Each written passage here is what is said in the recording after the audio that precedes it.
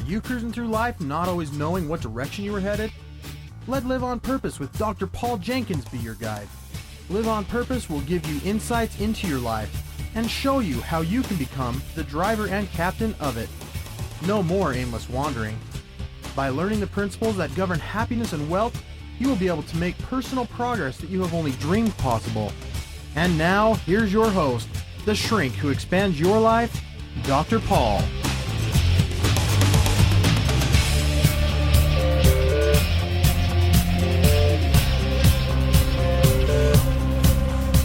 I like that, the shrink that... The shrink that expands your life. That's great. Hello, everybody. Welcome to Live on Purpose Radio. This is Dr. Paul, the shrink who expands your life, here with another episode of Live on Purpose Radio. And I'm excited to be here with a guest who likes my tagline, which is kind of fun. Yeah, I like it. This is Gary Acevedo. That's right. Gary, welcome to the show. Thank you very much for having me. I'm thrilled to have you here. And we've also got the producer, the abundance coach himself, Chad Brown.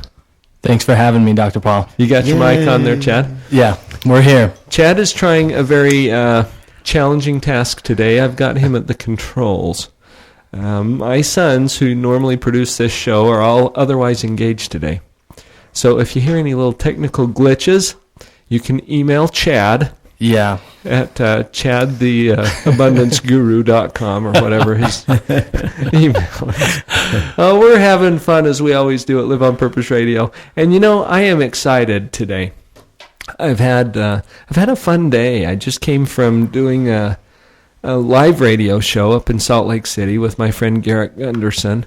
And Garrett's been on the show a number of times. You'll remember him as the author of Killing Sacred Cows, which is just turning heads out there in the world of personal finance. And had a great chat with Garrett. And one of the things that we talked about today, I'd like to follow up with on today's show for Live on Purpose Radio. We were talking about how there's an abundance of information and knowledge out there.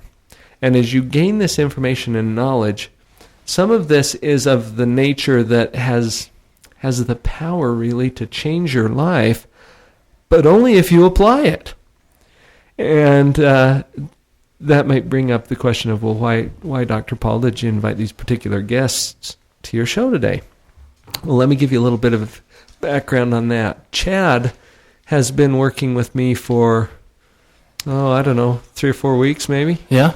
Not even a lot longer than that. Maybe a month or so. Yeah. And you've done some fun things together with me as you've done a little bit of shadowing, and you do some coaching yourself. Yep.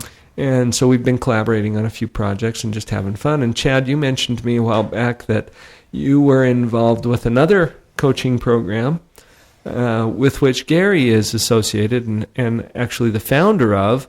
Let me make sure I get this right, Gary. I think it's called Dream Makers Academy. Yep, dreammakersacademy.com. And there's a website, dreammakersacademy.com. So those of you who want to go check that website out, I would certainly invite you to do that. And we're going to get back to some of what you're doing a little later in the show, Gary. But one of the things that you've done for, 30 plus years is the type of coaching and empowerment education through trainings, retreats, seminars, other kinds of events to help people to discover the power that is inside of them. Yes. To bring it out and do something productive with it. Right. Is that a fair assessment? Yeah, I like to say that life is a function of skills, and that, knowing what you need to do is quite often a huge gap between actually doing it. There's a huge gap between knowing what you need to do and actually doing it. So through our experiential seminars and retreats, we design processes that help people to really experience the places where they can get out of their own way and really watch some amazing results start to happen in their life. One of my favorite quotes is that leadership or success always starts with a vision. And always ends with results. So by definition, then, a successful person, a leader, is a maker of dreams. Someone with the capacity, the wherewithal to create, to call forth from nowhere, from nothing, those dreams, visions, and aspirations that really make their heart sing. So I thought it'd be fun to share some of the success stories that have come through this work, and then after that, share some of the principles and the skills that have helped them to do that. Well, and Gary, if you know much about me, you know we're going to get to those principles eventually. Yeah. But you know what? You're right. There's a huge gap. And this is something that I have been personally working on quite a bit lately, not only because I experienced the gap too, but a lot of the people that I'm coaching and counseling are puzzled, sometimes stumped by the fact that they have this knowledge, and it's sometimes just wonderful, tremendous stuff that they know. Yes. And they're having a heck of a time actually applying it in their life and Yes. making a difference. Yes. I was chatting with another friend of mine, Shay Larson, who does the World of Ideas report in the middle of our show here, who said, there's... now I got off track of where I was going with that. Well, it may come back to me, and if it does, I'll mention it then. Let's go ahead and get to some of your success stories, though. Yeah. I want to hear, that'll kind of kick off some discussion about how we can get to the Two of my principles. favorite success stories are best-selling authors that have books right now that are number one. There's a book called Influencer, which is sweeping the country right now, number one bestseller. And the authors of that, two of them, Ron McMillan and Joseph Grenny, are two of my favorite success stories because they did my retreat that we call The Awakening. It's a 9-day retreat, 2 phases, 5 days and 4 days. And they did it years ago, I think 15 years ago or more. And they had huge, profound experiences during that. And as an example, Ron, the week after the retreat, he was working at that time for Covey Leadership Center, the people who put the book out, 7 Habits of Highly Effective People. And he was their top trainer. And he actually was in front of AT&T, which was at the time their biggest potential client. And the man in charge of 40,000 people at one point stood up and said, Ron, I know you're a good guy and you mean well, but I just don't think this is going to fit in our culture. And so rather than continue, I want to let everybody go. They were like halfway through the second day of a 4-day training. So Ron knows at that moment that he basically has lost a $6.5 million contract. Oh, boy. Okay. But in the week before that, he'd been through the Awakening, the retreat, and we had given him some very powerful coaching on where he would let himself get stuck in life or stopped, where he would get stopped. And he pulled out a tool that we use called How to Melt Your Favorite Jerk. How to melt your favorite jerk. Yes. Love it. Basically, it's a way to disarm verbal attackers. So if anybody's attacking you verbally, you can use certain skills and completely melt them and transform their experience. And what he did was he knew he'd already lost the contract. He had nothing to lose. So he decided to use the coaching we gave him in the retreat, use this very powerful tool, and he literally melted that man. He turned around, he apologized to everybody, said, I hope everybody gets behind this program. And Ron walks out with a $6.5 million contract. So needless to say, he was very happy with the coaching he'd gotten from the retreat. Okay? Another good example is Joseph Grenny, who in that very same retreat, we teach a skill called the strongest tool for creating leverage in manifesting your own personal dreams. Okay. And what it is learning how to literally design your own personal dreams. Like, I want to be a rock star, I want to be a ballerina, I want to be a great mother, whatever it is. And learning how to structure those inside of the highest purpose or context that you can put your personal dream inside of. And so the science and the dynamics of that is quite fascinating. And Joseph and Ron came up to me after the retreat and they said, our very favorite process, because it takes about the good part of a day, was this particular tool called How to Manifest Your Personal Dreams with the greatest leverage by putting your dreams in a higher context. Well, Joseph took that principle, and years later, he actually, by using that principle, he actually found the work of, I can't remember his name now, Muhammad something. He invented something called microfunding, where people would basically give a small $5 or $10 loan and literally bring an entire family out of poverty by letting them, have these small loans and like that. And because of that, Joseph Grenny was actually able to start this company to take microfunding worldwide. And today, the people in that company, Ron Joseph and some other people, are personally responsible for bringing 3.5 million people out of poverty. Wow. That's incredible. Yes, and those two authors are the authors of this book called Influencer. They also have two other bestsellers, Crucial Conversations and Crucial Confrontations. And that's the one I was going to mention. Crucial Conversations has been very popular. Yes. And highly recommended. Yes. It's fascinating. Yes. As you were talking, you mentioned these tools that you share with people. Yes. Now, there's principles and there's tools. Right. And as we learn to use tools properly, you can just magnify the impact that you can have. Absolutely. Whether it's in your own dreams or in helping others to achieve their dreams or whatever it is. Right.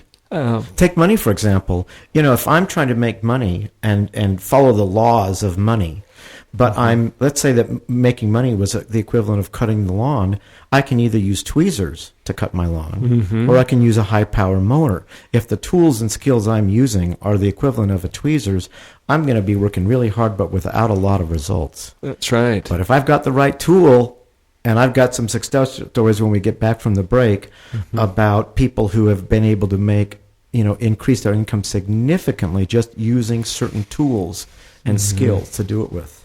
Well, the appropriate tools could be hand tools, or they could be power tools. Yes, that's right. So when you're talking confidence and self-esteem and self-concept and communication, you want the power tools.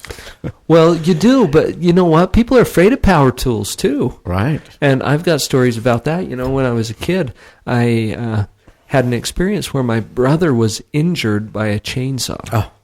And Terrible. just a traumatic experience for a little kid to have, right? Well, to this day, I've not used a chainsaw. Right. And my neighbor and I were out in the driveway the other day. Well, a couple of months ago, actually, and there was this big Chinese elm tree that had grown between our driveways, and it was just busting up the concrete on both sides. So we decided we're going to take it out. Well, I went out there on a Saturday morning, and I had my handsaw. Voompa, voompa, voompa. I'm hacking away at this huge tree, 40-foot tree. He comes out and says, "Hey, I got a chainsaw." And it struck some fear into my heart, but you know what? That power tool took down that tree lots faster than I could have done. Yeah. With my little handsaw. Yeah. Anyway, power tools. We'll be right back.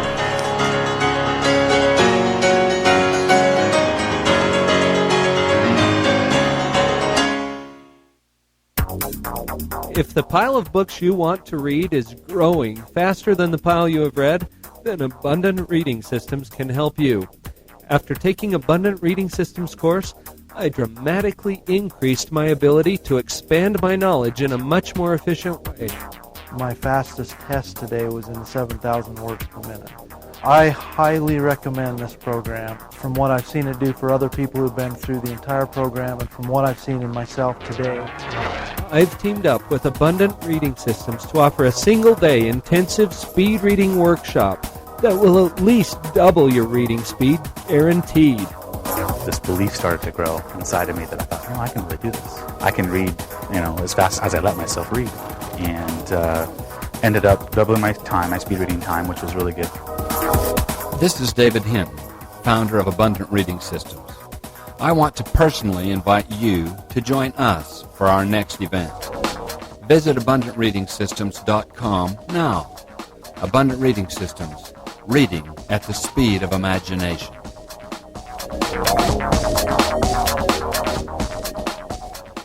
Raising kids is one of the most challenging and rewarding experiences we can have in life. Your children didn't come with an owner's manual, so it's up to you to learn whatever will assist you in your role as a mom or a dad. Join me and my husband, Dr. Paul, for a free weekly discussion about all of the hot topics in parenting. Listen to what others are saying about these calls. By applying the things I've learned through the parental power calls, I'm finally becoming the mom I always thought I would be. I really like to use parental power as kind of like a reference book. So as I have concerns with my parenting, I like to be able to look up on the blog and then listen to whatever podcast seems closely related. So I like the variety of topics, the variety of age groups that are addressed. I'm on the parental power calls as often as I possibly can because I know I'm going to come away with something I can apply to being a parent that very day. Let us join your parenting team through Parental Power. Just send an email to Dr. Paul at liveonpurposeradio.com to register for the live calls. Or just check us out first through the link at drpaul.org. All of the previous calls are posted on our blog site, where you can also add your own input. Let's team up to start parenting on purpose.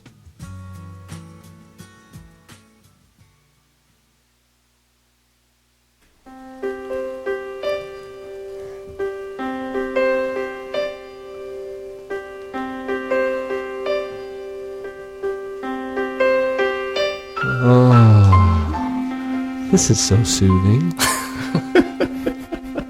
We're having this lively discussion during the break. Yeah. Then we come in with this soothing bumper music. Thank you, Chad. No problem. Yeah, fun. Chad, we haven't even given you a chance to chime in yet. You want to comment about anything that's been said so far? I just want to say that this is the mastermind group that I put together. You made this I'm so excited. You made this happen, Chad. You know what? And you're onto something, because one of the whole reasons I even do Live on Purpose Radio is to gather my mastermind group. Right. Mm-hmm. And to increase my prosperity network. And there are some fantastic people that I've gotten to know that way. Right. It's a great principle to try to get the people together that make the greatest influence in your life, and collaborate and get ideas going, and it's fantastic. I'm so excited to be here. Chad, you've attended some of Gary's events. Yeah, a lot of the events. So you could give your personal testimony to all this too, huh? Yeah, absolutely. Well, great. Well, feel free to chime in when you'd like to. I know you're busy over there running the boards too. Okay. Gary, you started us off on something before we went to the break, too, about money. Yeah. And then I got off on the power tools thing and how you said something about, wouldn't you want to use a power tool if you could? And I think that there's reasons why people avoid it. Yes. Because power tools, the very power of the tool implies a bit of danger, and you have to be able to use it properly and understand the proper use of the tool in order to use it effectively and safely. Yes, and the reality is that you had a perfect example. Something happens to your brother as a child, and you have this negative association to power tools. So, of course, every time the very idea of a power tool comes up, and that's really the source of all the barriers in our life. I found out years ago that human beings are really perfect, and the worst you can say about them is that they're good at getting in their own way. Yeah. And what I found out about that is that because we all have what psychologists call a fight or flight mind, and we have this storehouse of negative associations, anytime we start to move toward our dreams or our visions or money or love or whatever it is that we want, there's always these fears, these concerns, these negative associations that get in our way. So even though we know what we need to do, it's so hard sometimes to get ourselves to do that thing because there's all this stuff in our way. So that's really what this is about, is helping people to move those barriers out of their way so they're just basically freed up to kind of move in the direction that they want to move in. A real good example of that is that I remember I took a millionaire. I do what I call percentage coaching, where when I find people who have a business vehicle that could really go places, I will coach them in a very intensive way, and then I get a percentage of the increase because I learned years ago that I'm good at helping people get out of their own way. So I took this millionaire from like $1 million a year to $7-8 million a year in about 10 months. Another example is Harvey, who was stuck about $150,000 a year for 8 years, and within 7-8 months he was up to $70,000-80,000 a month. Wow! And those are just examples of not everybody is capable of making that kind of money, but they have the potential if they can learn how to get out of their own way. See? Right. Well, getting in their own way, having whatever it is that's in your way, when you ask people, okay, what's stopping you? What stops you from getting what it is that you want? And they'll go on to describe, well, it's this or it's that, and there's something in my way.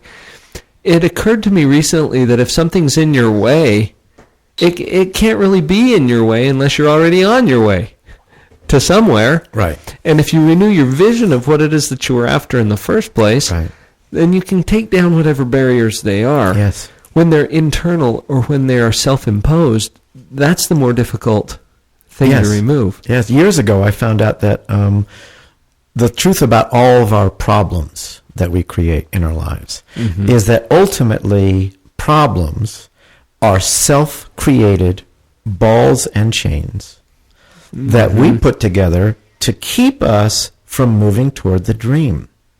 Because the dreams are typically so scary. Once people, I mean, we think that it's fear of failure that everybody's afraid of. And the truth is, when you compare fear of failure with fear of success, fear of failure is a wussy.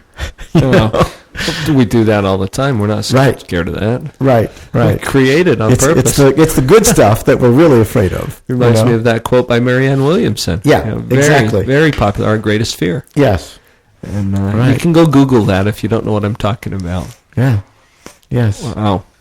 So you triggered my interest in something, though, a little earlier. Yeah. I like these catchy little concepts that help to get people thinking. And you used one that I think you called it How to Melt Your Favorite Jerk. Your Favorite Jerk. And I can't get that out of my mind. Can you tell us a little bit more about that and how that ties into principles? You bet. And skills. Right. You know, when your husband or wife gets into a fight with you or your coworkers or your teenager or whoever it is, they can quite often look like a monster. And I found out years ago that if you use certain tools, you can literally turn the monster into a verbal teddy bear within a matter of minutes. It's based on the principle that when somebody's attacking you, they don't really recognize their own positive intention, which is underneath their negative behavior.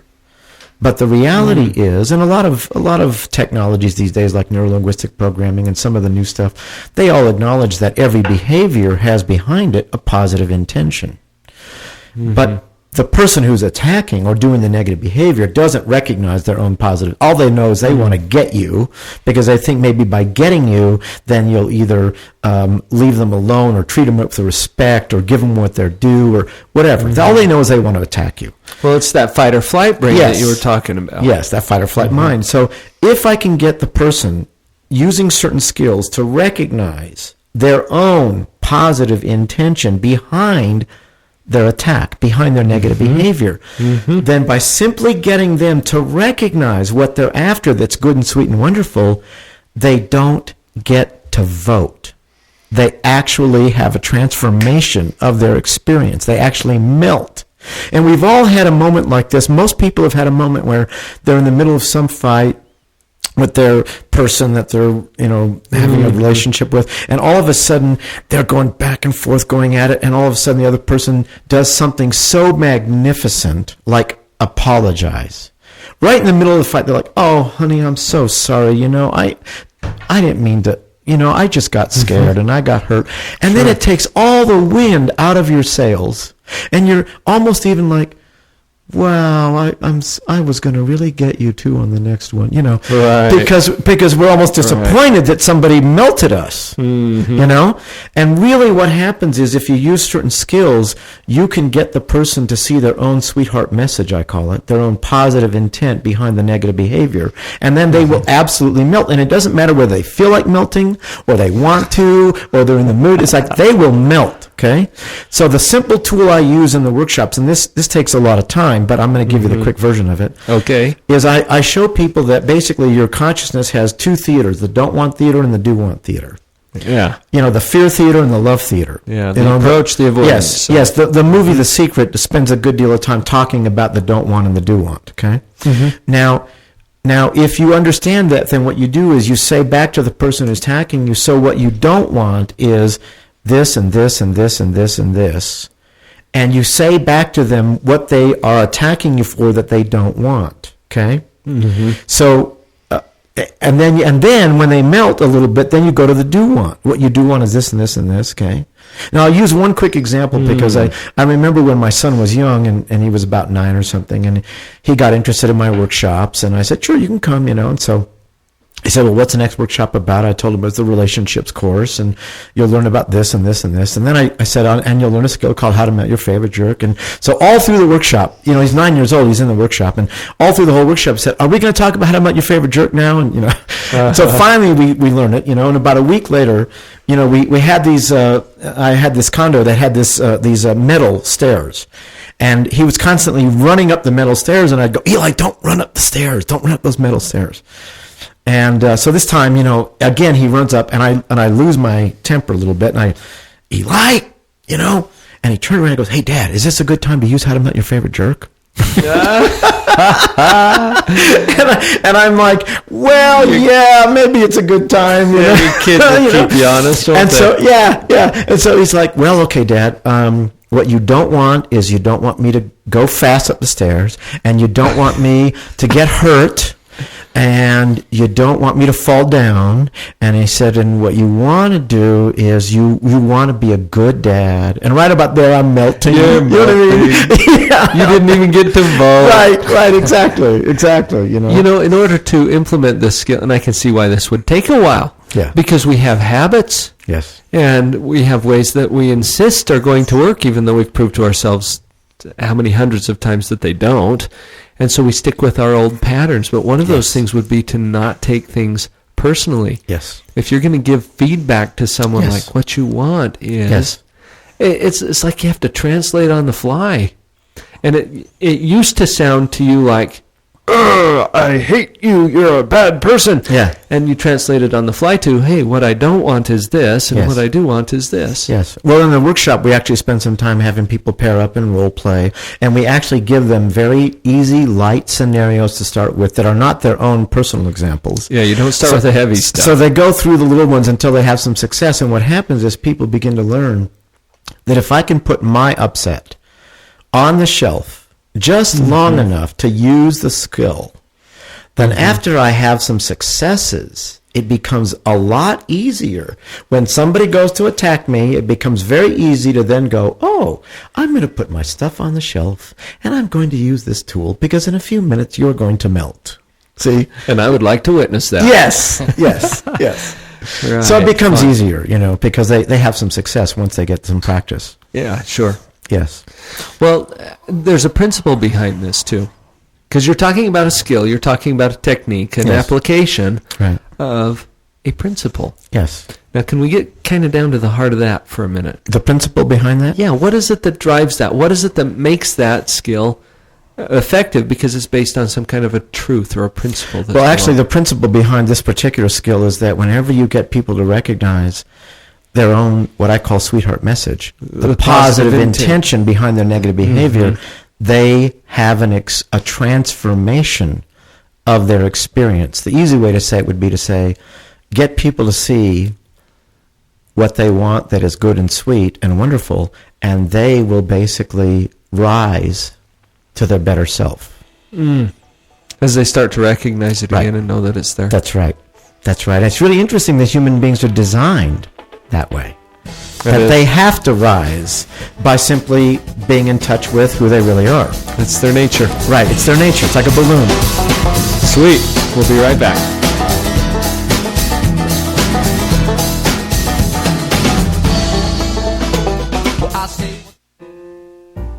I've got a great idea. This is Shay Larson, IdeaOrbit.com, with the World of Ideas Report.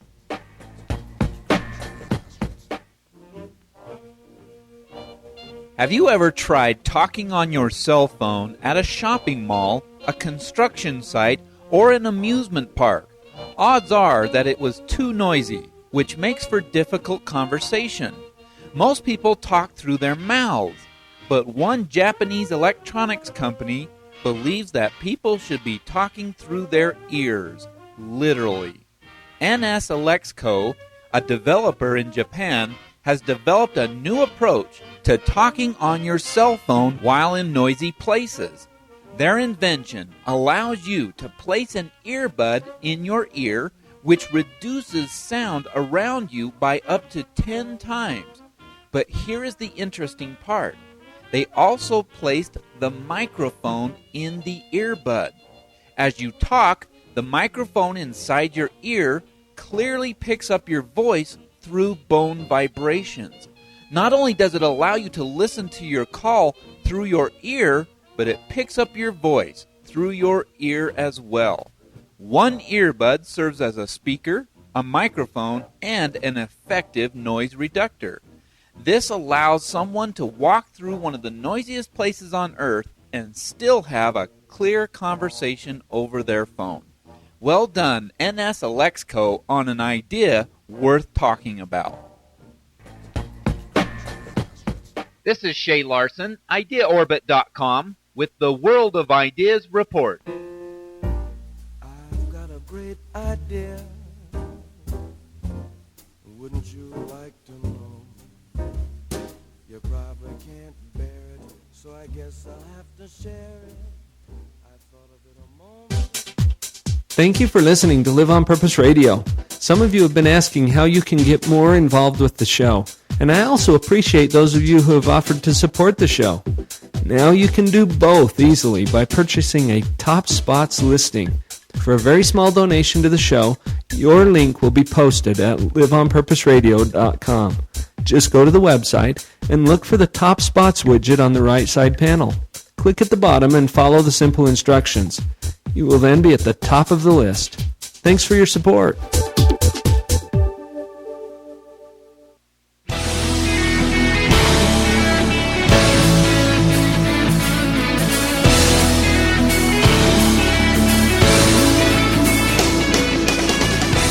Welcome back, everybody. Having some fun discussion at Live on Purpose Radio today.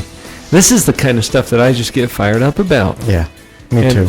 You know, it is so rewarding to observe people's lives and to see how they get in their own way. They don't even realize that they're the ones who are in their own way. Yes. Because they're so busy blaming something outside of themselves. Right. Haven't you found that too? That's a common deception. Absolutely. People create their own barriers. Oh, absolutely. Many years ago, when I was going through my own personal therapy and coaching and that kind of thing, I remember this revelation that after watching group after group after group after group and seeing everybody get down to the core of their problems, that it became obvious to me that the key to every single problem and upset was their own self-betrayal.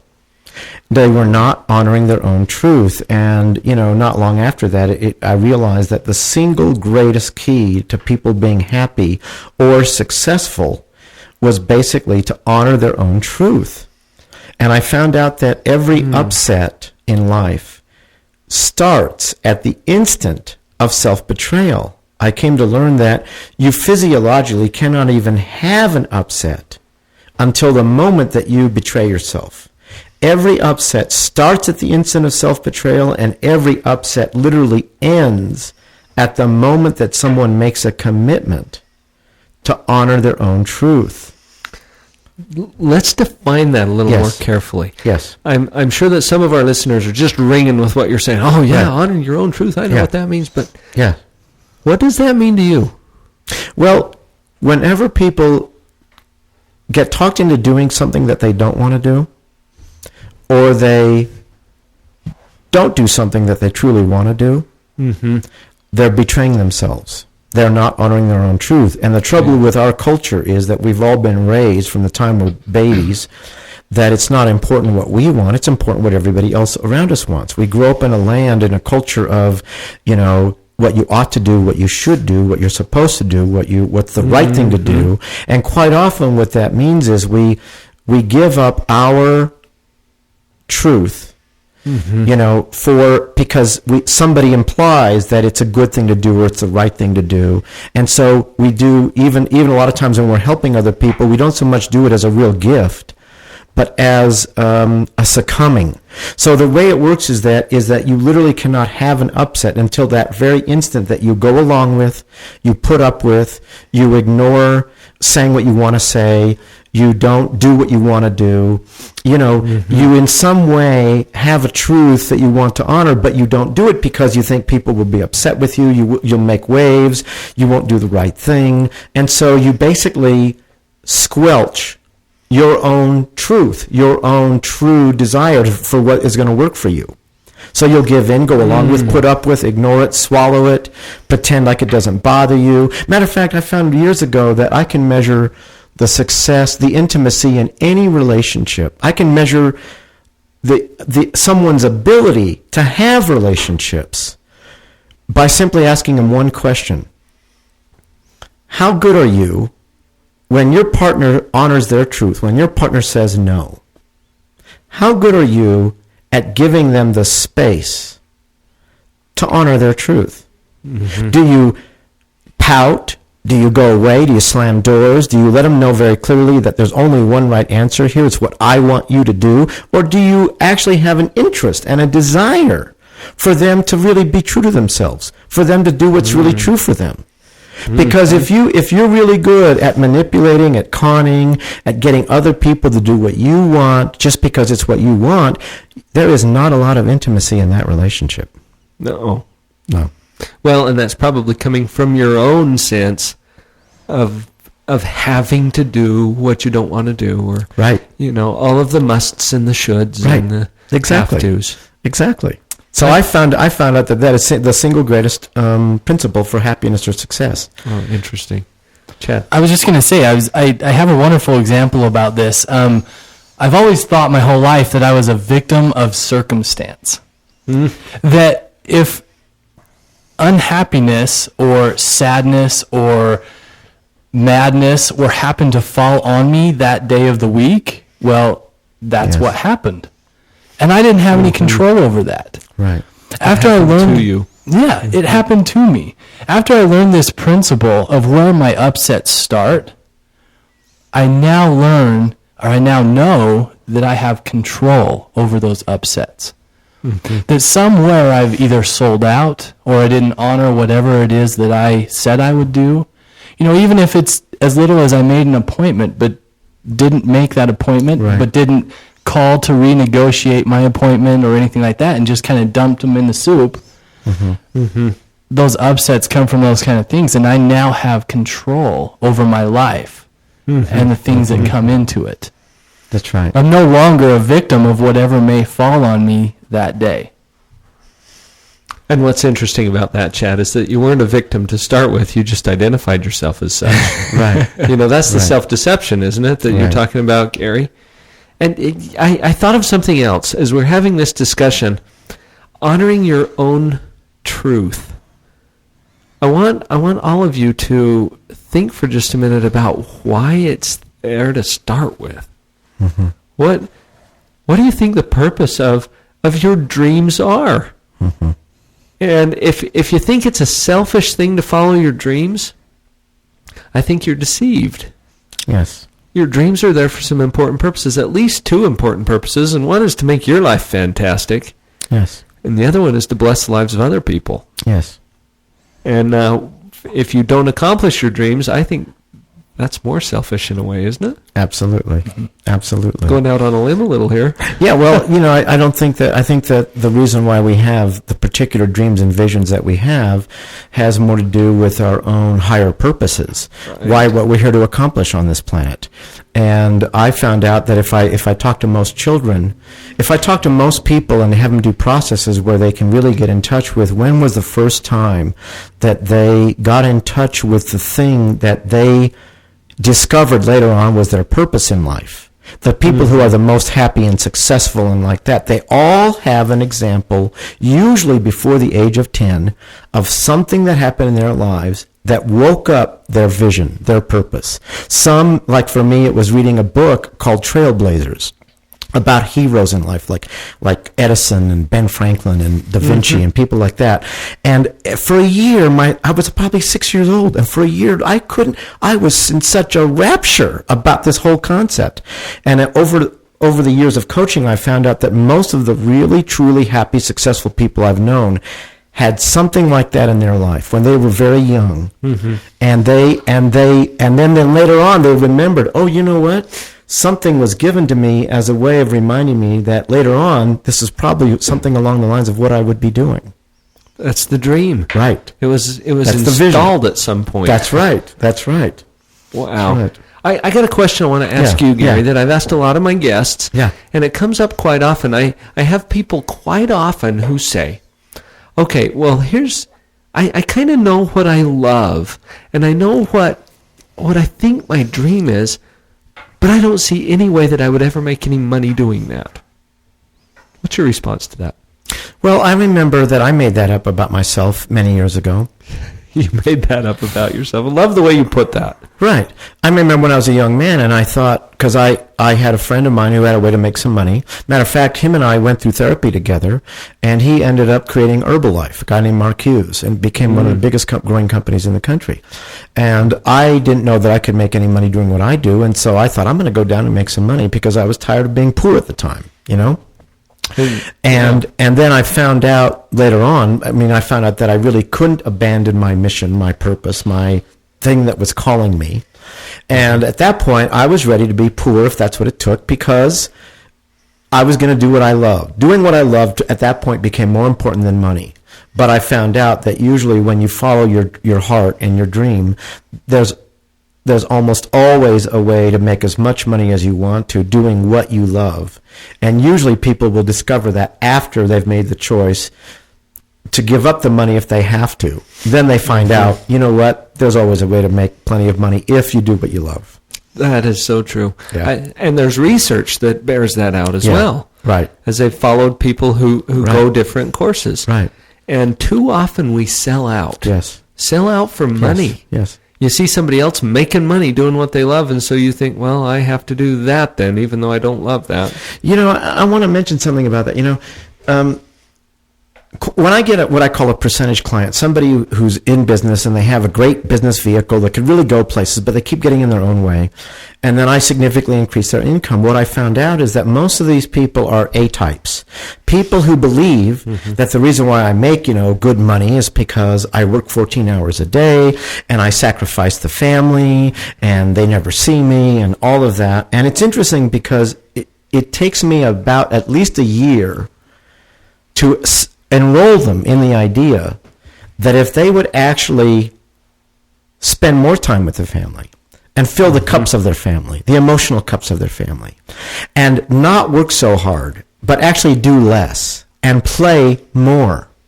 So, for example, a great tool, because I found out that if you teach people how to play, their abundance goes way up. It's when they work, it's when they push, it's when they struggle, it's when they stress that their income goes way, way, way down. Okay? Yeah. You take a person who's good, who's okay at making money, and then they learn how to, like, for example, I teach them how to take recess several times a day. It's a kindergarten skill. Yes. But for most A-types, they don't realize that unless they put the clutch in several times a day and take a break from whatever they're doing and get out of the stuff, out of the daily activity, and then refocus on something that they love to do. It might be music, it might be whatever, hobby, whatever it is. Whatever the hobby is, okay? Then that reconfigures their state of being. And it's their state of being that determines the results they're going to have. So if they need to make a bunch of calls this afternoon that could really further their business, okay? The silliest thing they could do is get on the phone and be in a negative state of being, trying to enroll more business instead of, doing something that really connects the phone calls, their activities, to their dreams, to their visions, to their passions, to the thing that really gets them stirred up inside. Gets them re-energized. Yes. It's like if they make those phone calls from a place of, I'm going to do this like my dream depends on it, their results will be a whole different story. I've done that with groups of salespeople where I have one department make their calls from a place of, am I doing this? What is the dream that these calls are about? And then one department that doesn't do anything different, and you should see the difference in the numbers. I'm sure that it's significant. Yes. Wow. Yes. Fun stuff. Yeah. We'll be right back. Sweet memory I'm thinking. This is Kirk Weasler to tell you about morebetterbooks.com. Morebetterbooks.com is where you can find more better books for a more better life. Not only that, let me tell you about some of the very fun and cool select titles on morebetterbooks.com. You'll want to get a copy of The Dog Poop Initiative. This best-smelling book could change your life forever. It certainly changed the lives of thousands of Boeing employees, as well as school teachers, parents, leaders across the United States and in Israel and in Germany. And you can get your own copy at morebetterbooks.com. Whoa, that's not all. What about The Cookie Thief? This classic tale told in a rhyming format, fully illustrated with very fun hidden messages. Pick up a copy now today on morebetterbooks.com. Other great titles there: Finding Your Pathway to Mastery, Beyond Illusions, Make It Great. These titles are only available on morebetterbooks.com. Go to morebetterbooks.com today and begin to have a more better life and live that life on purpose.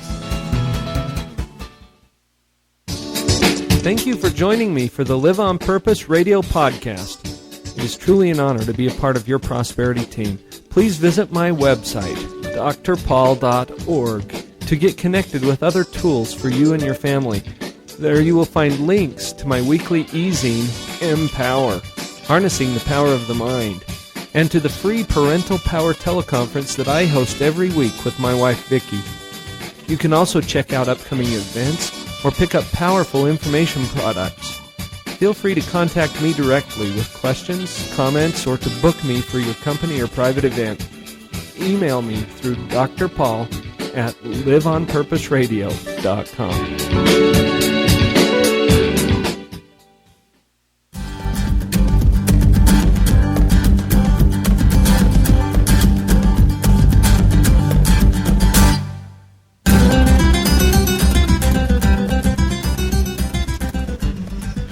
Good bumper music.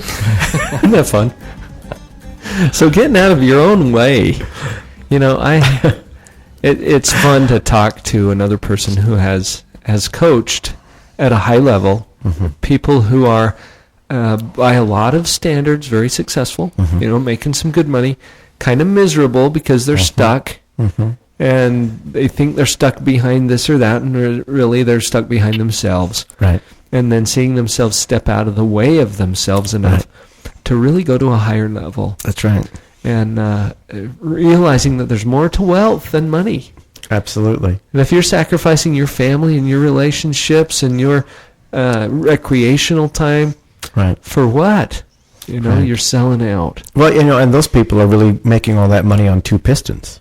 The reason why it's easy to get them to double or triple their income is because once they fill the cups of their family and they focus on their own playtime and what makes their heart sing, and they work less, what they find out is by shifting the focus from push to flow. Okay? Right. And in my own life, I found out that because I don't ever work anymore, I just play all the time. Okay? I don't ever work. Okay? So I might go to a movie at 2 p.m, but I might be doing my manuals at 1 a.m. And I found out that by doing that, by basically doing whatever makes my heart sing, okay, I can get 3 times as much done in 1/3 the time. Because instead of going through the motion so often and really not being there, just doing what you're doing because you're sure you have to, you're supposed to, when you do it, you really do it. You're engaged in the activity. If you're connecting it to your dream or your activity, even the stuff that's hard to do, that's kind of scary or takes some courage to do, you're willing to do because now you're connecting it to some vision that really means a lot to you. You've got a purpose for why you're doing what you're doing. So it really is a lot easier of a life. And I found out that most of those people, it takes me about a year to enroll them, and then finally they get the idea that the less they work and the more they play, the more their income goes up significantly. Which is counterintuitive, or at least against the flow of the cultural, tribal customs. That's right. That we all. That's right. We've all been taught to put our nose at the grindstone and just do your job and be happy. Work now, play later. Clock your hours in, and check your brain at the door. That's right. Oh boy, the human mind is such an amazing tool, and I don't even want to call it a tool. I think it's It's the interface through which we, our core selves, can interact with the world. And we don't use it to its capacity. Oh, not at all. Not even close. There was a movie called Defending Your Life, written by Albert Brooks, that we play a clip quite often in the workshops, where he talks about how people on Earth only use 3 to 5% of their brain, and that's why they're there. Because they let their fear get in the way, and as long as you're focused on fear, then you can only use 3 to 5% of your brain. He says, once you use more than 5% of your brain, you don't want to be on Earth. Believe me, there are many more exciting destinations for smarter people. Well, just from a neurophysiological standpoint, there's different parts of your brain that are responsible for different things. Yes, and there's a part of your brain called the limbic system, which is in part responsible for this fight or flight response that we have. And brain studies have shown that when that part is active, there's actually a decrease in blood flow to the frontal cortex. And this is the place that's traditionally associated with logic and problem solving and reason and putting things together. When you can give your mind a break from all of the stress and the fear, and realize that this stress and this fear is really shutting down some of the choicest and most powerful parts of your brain. What if you could get that turned back on? Now what can you do with this world? Well, in one of the courses we do called Imagine, I spend quite a bit of time at the beginning talking about all these incredible stories throughout history of documented cases where people have done miraculous things. Like George Washington was shot. They still have the jacket and the cap where it was like 4 bullets in the jacket, 3 in the cap, and he never had a scratch on him. Or there's all kinds of documented cases throughout history of miraculous things that have happened. Miracles, things out of the blue. And in some of the workshops, what we do is we ask people to pick something that is just a little example of something that they'd like to manifest into their life. So we can demonstrate that they have the power to have that show up out of the blue with nothing reasonable attached to it, just simply by setting their intention. And it's amazing to watch how usually about 2/3 of the people, by the time it is over, have something very strange show up out of the blue just because they set their mind to it and set the intention. And I use that as an example to show that if you want to be productive, the hard way is to simply use the laws of physics in the universe. The easy way is to use a higher law by simply setting your intent and having it manifest to you. Instead of going out there and making it happen, have it show up. And quite often, like when I teach whole groups of salespeople and I teach this particular piece, I'll notice that usually the very best salespeople on the team, if I have a group of 200 salespeople and the top 2 or 3 people come to me and say, I never knew how to explain what I do, but you just helped me understand that I don't just set appointments and da-da-da-da. In the way I set my goals, I have those people, those clients, show up to me. I call them forth. Well, they're already there. Right. And it's a process of tuning in, really. Yes. Of getting on the same frequency, however you want to state that. Right. I do an exercise sometimes in my seminars where I ask people to, and you can do this right now, just look around where you are and find a source of bright red. Okay, can you find something that's bright red? Well, there's something. Find something else. Oh, there's something else. Find something else. Okay, now close your eyes and tell me where all the green is. Okay, and that's hard for people to do because they weren't asking their mind to provide that to them, to notice it in their world. But as soon as they open their eyes again, there's some green, there's some green, there's some green.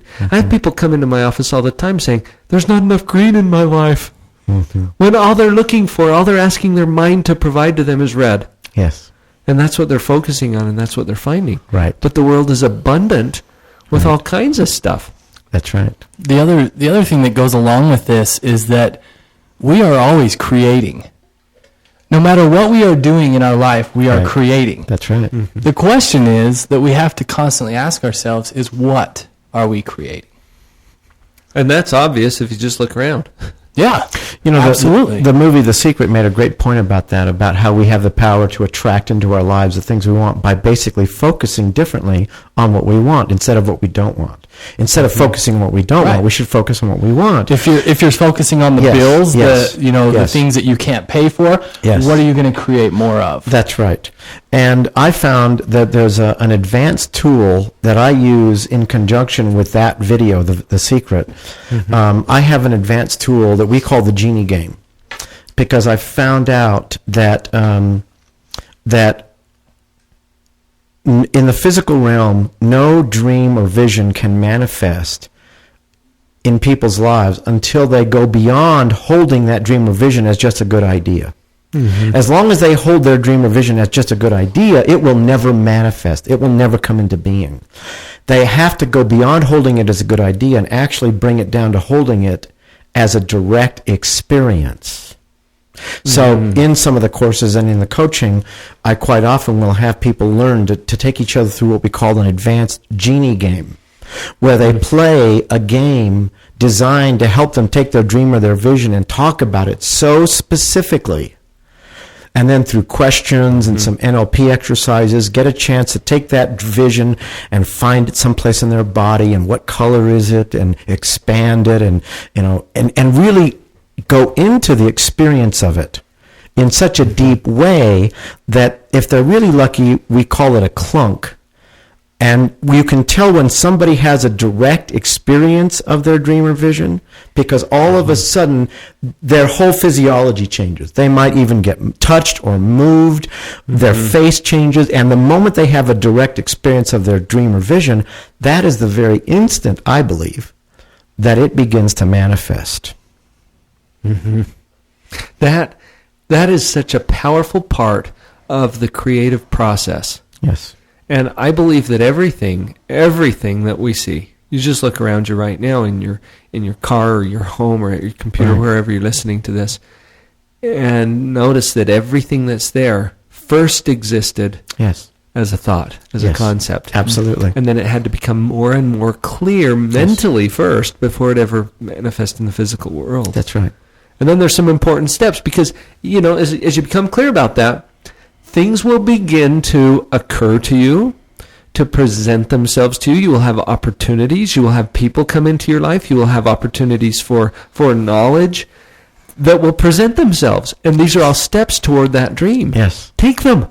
Yes. Take the steps. Yes. Don't be afraid of the work. Yes. Don't be afraid of the knowledge. That's right. That's right. Just keep moving forward. In the retreat, I teach people that when they put their personal dream inside of a higher purpose or context, it's like, instead of being on the edge of a river where they keep eddying out, by putting their personal dream inside of a much larger context, a much higher vision, a much higher purpose, then they move to the center of the river, where the water is the deepest and the clearest, and where those kinds of resources, the people, the wisdom, the money, the things that they need to manifest their vision actually comes to them.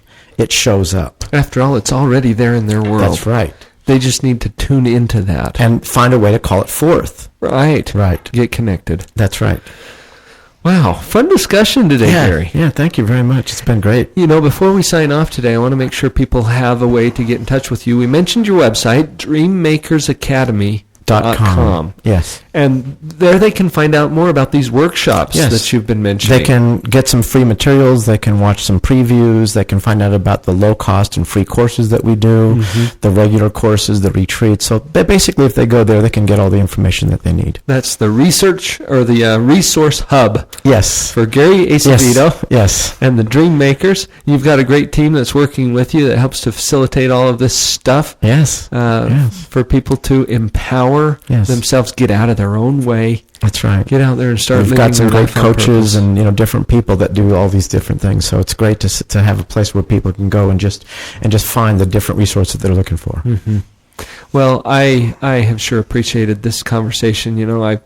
I can see that there's a lot of people out there, myself included, who have a strong work ethic. They know that they want to do the right things. They're out there working hard. You can work really hard with that pair of tweezers. Yeah. Can't you? Right. All day long. Yes. And maybe not make much progress on mowing that lawn. Right. So with a little bit of help, you can actually work a lot less hard and get a lot more results. And that's really what it's all about. Those power Making tools. those dreams happen. Gary, thank you for bringing this to us today. Appreciate it very much. Thank you for the opportunity. Chad, thank you for being here today. Thanks so much for having me. Go out there and live on purpose, everybody.